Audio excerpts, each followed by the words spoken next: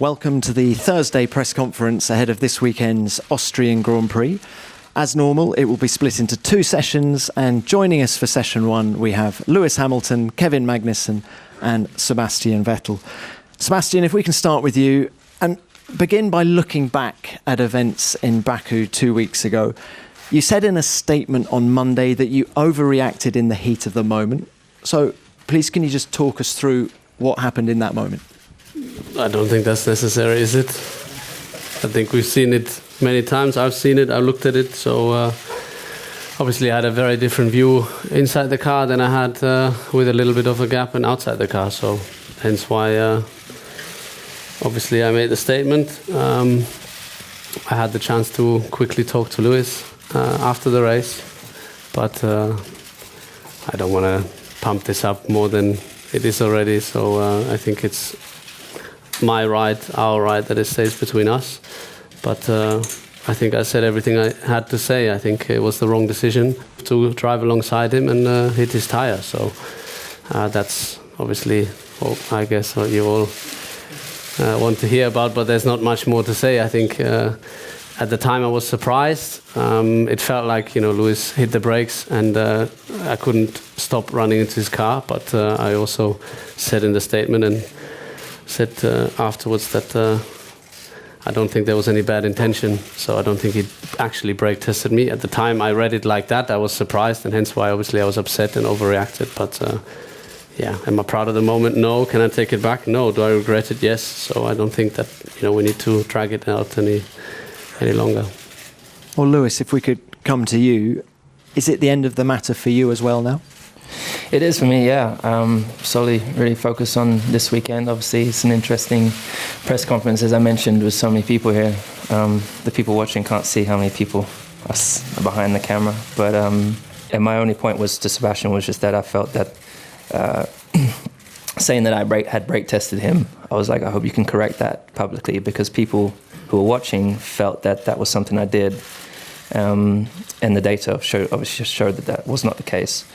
In actual fact, he accelerated. I think the goal was to try and be as close as possible to me, but that was an error in judgment. But my own point there in the reply to him was that I hope that he makes that clear, because I had no intentions. There was no need for me to do something like that, as I was in the lead. And and I accepted his apology and I moved forwards. Okay, thank you. Kevin, thank you for your patience. Come to you now.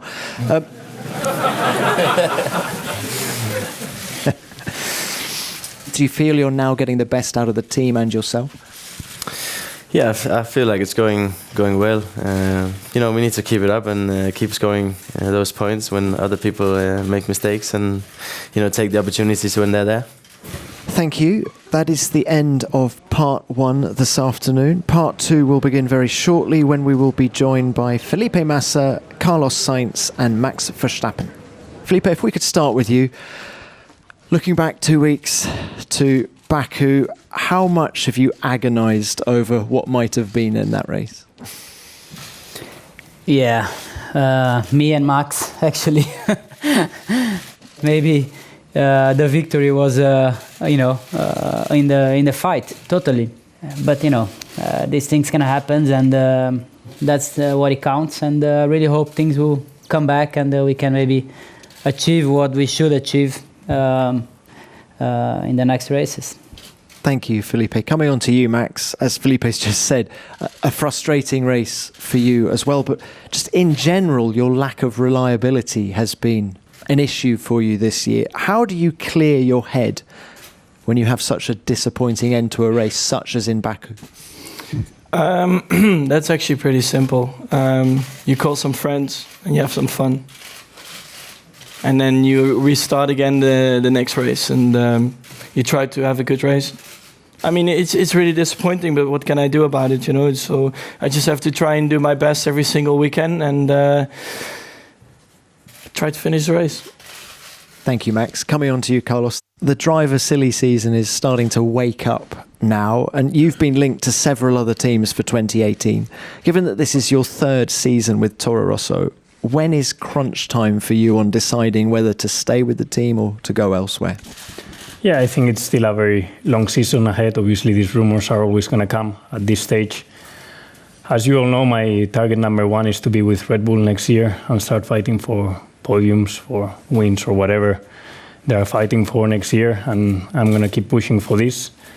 If that doesn't happen, obviously a fourth year in Toro Rosso is, as I said, unlikely, and I'm not going to close the door to any opportunity.